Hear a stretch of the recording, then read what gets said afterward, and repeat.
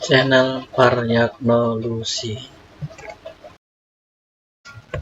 Sekarang kita akan membahas tentang pencerminan terhadap sumbu Y atau refleksi terhadap sumbu Y. Pada koordinat kartesius, di mana yang mendatar adalah sumbu X dan yang vertikal untuk adalah sumbu Y. Nah, kita sekarang membicarakan cerminnya adalah sumbu Y, sehingga nanti kalau ada titik yang ataupun titik di sebelah kanan sumbu Y, maka akan hasil pencerminnya sebelah kiri sumbu Y. Sebaliknya, jika titik-titik ada di sebelah kiri sumbu Y, maka hasil pencerminnya adalah di sebelah kanan sumbu Y. Nah, seperti contoh sebagai berikut. Kita punya titik di sini, titik adalah titik A misalnya 3,2. Kita cerminkan sumbu Y, maka arah bayangan adalah ke sumbu Y. Nah, sini arah bayangan sumbu Y karena cerminnya adalah sumbu Y dengan cara yang sama 1, 2, 3. Juga 1, 2, 3 sehingga diperoleh A aksen yang koordinatnya adalah min 3,2. Nah, ini. Jadi ternyata sini yang berubah adalah absisnya atau X-nya, sedangkan ordinatnya duanya tetap.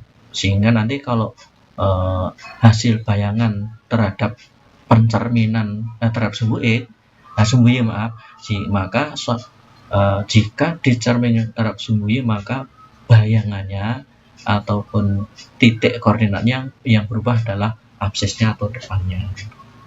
Sehingga kalau ada titik A 3,2 dicerminkan terhadap sumbu Y, maka diperoleh titik bayangan atau aksen adalah min 3,2.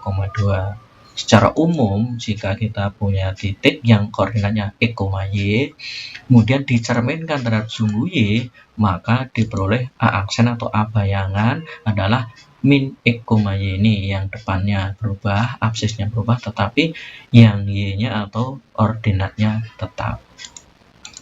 Seperti ambil kita contoh berikut ini. Yang pertama kita ulang lagi tentang titik yang A yang koordinatnya X, Y, maka jika dicerminkan terhadap sumbu Y, maka menghasilkan aksen atau titik bayangan min X, Y. Nah, ini min X, Y.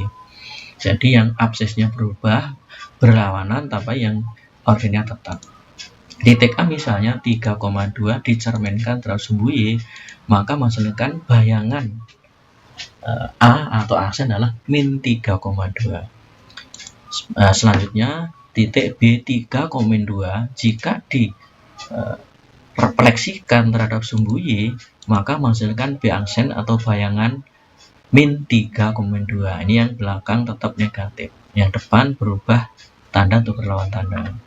Contoh selanjutnya, misalnya ada titik C min 3,2 jika dicerminkan terhadap sumbu Y, maka menghasilkan titik bayangan atau C aksen adalah min 3. Min adalah hasil ini dan min 3 ini adalah ini, sehingga kita boleh min kali min negatif positif dan yang belakang tetap 2. Sehingga jika ada titik C yang koordinat min 3,2 dicerminkan terhadap sumbu Y menghasilkan titik C aksen atau bayangan 3,2. Ini yang berlawanan yang depan. Selanjutnya contoh yang keempat, misalnya ada titik D min 3,2 dicerminkan terhadap sumbu Y, maka menghasilkan titik bayangan atau di aksennya adalah min 3,2. Nih min 3, min ini adalah min, di sini adalah min di sini, sedangkan min 3 ini adalah min 3 di sini, sehingga kita boleh di aksennya negatif adalah positif dan min 2 nya adalah min 2, sehingga bayangan dari min 3,2 jika dicerminkan terhadap sumbu Y menghasilkan bayangan titik bayangan atau di aksen adalah 3,-2. Ini yang depan berlawanan tanda tapi yang belakang tetap, tidak ada perubahan.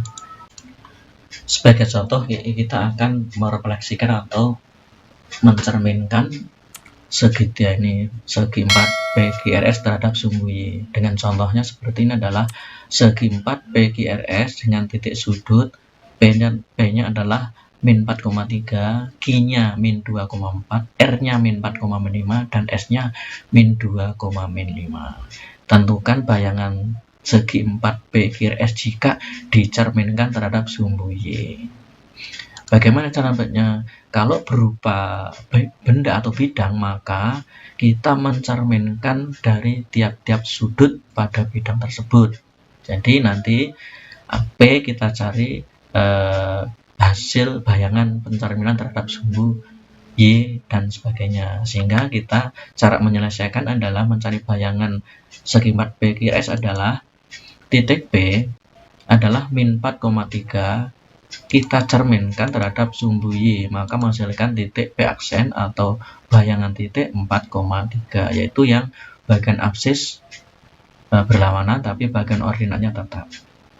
Demikian juga titik G min 2,4 kita cerminkan terhadap sumbu Y atau direfleksikan terhadap sumbu Y, maka menghasilkan titik bayangan atau G aksen adalah 2,4, dimana min 2 nya jadi 2 atau plus 2. Yang belakangnya tetap. Demikian juga yang titik R min 4,5 dicerminkan terhadap sumbu Y atau direfleksikan terhadap sumbu Y, maka menghasilkan R aksen yaitu 4,5 nih, yang depan akan berlawanan, yang belakang tetap. Sedangkan yang titik S min 2,5 direfleksikan atau dicerminkan terhadap sumbu Y, maka menghasilkan S aksen atau bayang titik 2,5.